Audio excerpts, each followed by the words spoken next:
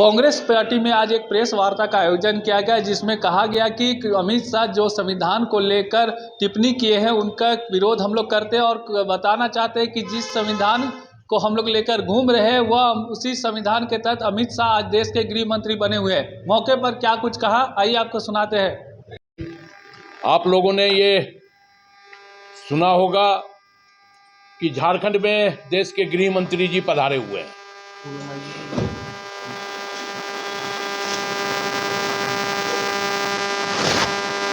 झारखंड में देश के गृह मंत्री जी पधारे हुए हैं और देखिए क्या विडंबना है कि देश के गृह मंत्री यह कह रहे हो कि कांग्रेस जो संविधान दिखा रही है उस संविधान के किताब का पन्ना कोरा है, मतलब खाली है।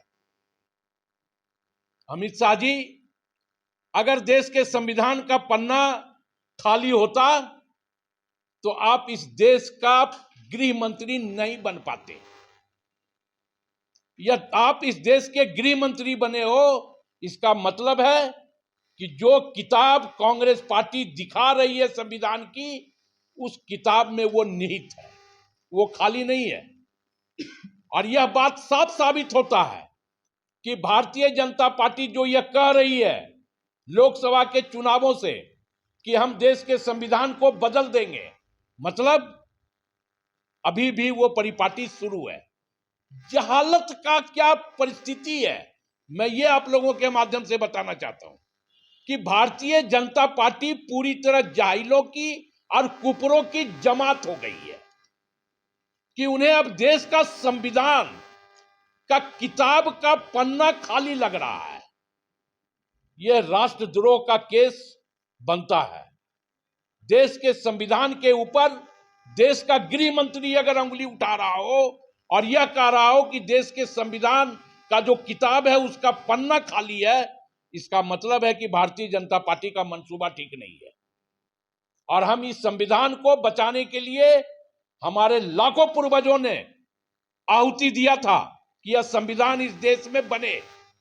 और आज जब संविधान बन गया तो भारतीय जनता पार्टी के द्वारा उस संविधान के पन्नों पर उंगली उठाया जा रहा है। स्वाभाविक तौर पे अभी हम लोग ड्राफ्टिंग कर रहे हैं दोस्तों, और अमित शाह जी के ऊपर केस करेंगे कि संविधान का पन्ना खाली नहीं है, किताब खाली नहीं है। धन्यवाद।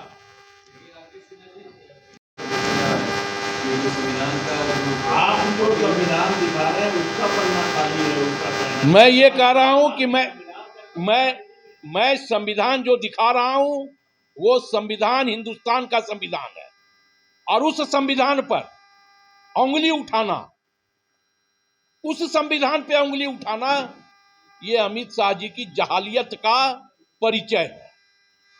धन्यवाद। उनके वादे खोखले होते हैं, आप उनको अच्छी तरह जानते हैं। कौन से उन्होंने अपने वादे मुकम्मल किए? वो कहते हैं संविधान के हमारे जो पन्ने हैं या जो भी उनके आरोप हैं, भाई उनके वादे कैसे होते हैं? नौकरी दिलाई उन्होंने, कमर तोड़ महंगाई है वो खत्म की। वो अपने अंदर तो झांक के देखें कि क्या हो रहा है, क्या हालात हैं इस मुल्क के, क्या आर्थिक स्थिति है।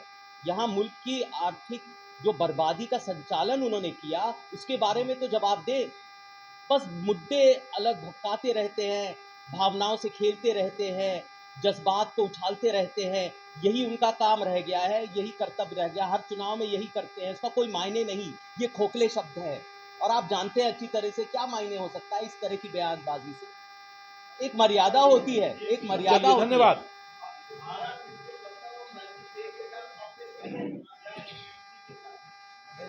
सर मामला वो नहीं है, मैं ये कह रहा हूं कि मामला वो नहीं है।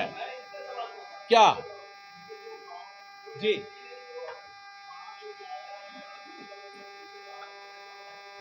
अभी जम्मू कश्मीर का मामला नहीं है। धन्यवाद। कश्मीर का हम बात करेंगे, हमने उस पर स्पष्टीकरण करा हुआ है।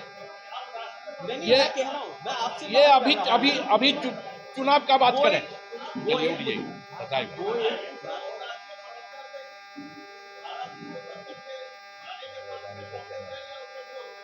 नहीं, मैं ये कह रहा हूँ आपसे कि मुद्दा झारखंड का है, बेरोजगारी का है, यहाँ पर गरीबी का है, मुफलिसी का मुद्दा है, महंगाई का मुद्दा है, मुद्दे पे बात करते हैं। वैसे मुद्दे तो बहुत सारे हैं।